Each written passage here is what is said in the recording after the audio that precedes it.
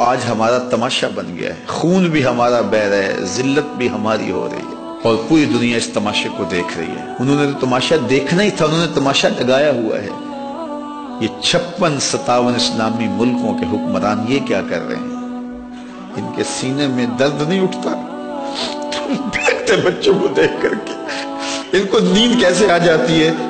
کیا قیامت کے دن رسول اللہ کے سامنے انہیں پیش نہیں ہونا؟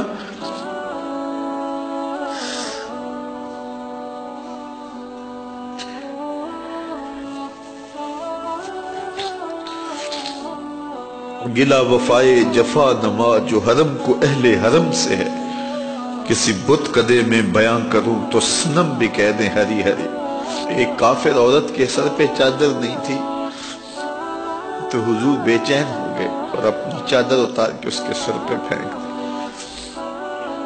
آج گنبد خضرا میں حضور کتنے بے چین ہوں گے کہ اپنی امت کی بیٹیوں کے سروں پہ چادریں نہیں ہیں، ان کے پاؤں تلے سے زمین کھینچ لی گئی اور سروں سے چادریں اتار دی۔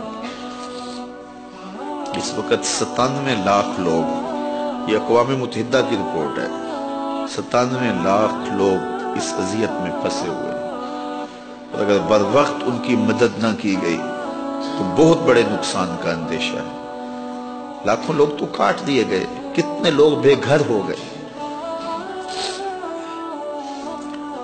اب یہ اسدی فوج ان پر حملہ کر رہی ہے۔ پہلے جو داعش نے کرتوتیں کی، اس دوسرے گروپ نے بدقسمتی سے ایک اسلامی ملک ان کی سرپرستی کر رہا ہے اور ایک اسلامی ملک دوسروں کی سرپرستی کرتا ہے، تو آج پوری دنیا کے اوپر رسوائیوں کی دردناک داستان، ہم تماشا بنے ہوئے ہیں، پوری زمین جنازہ بنی ہوئی۔ حلب میں لوگ گھروں میں دفن کر رہے ہیں اپنے بچوں کو۔ مجھے فلوجہ کی وہ رات بھی کبھی نہیں بھولی جب قبرستانوں میں جگہ کم پڑ گئی تھی، لوگوں نے گھروں میں صحن کے اندر قبریں کھود کے اپنے پیاروں کو دفن کیا۔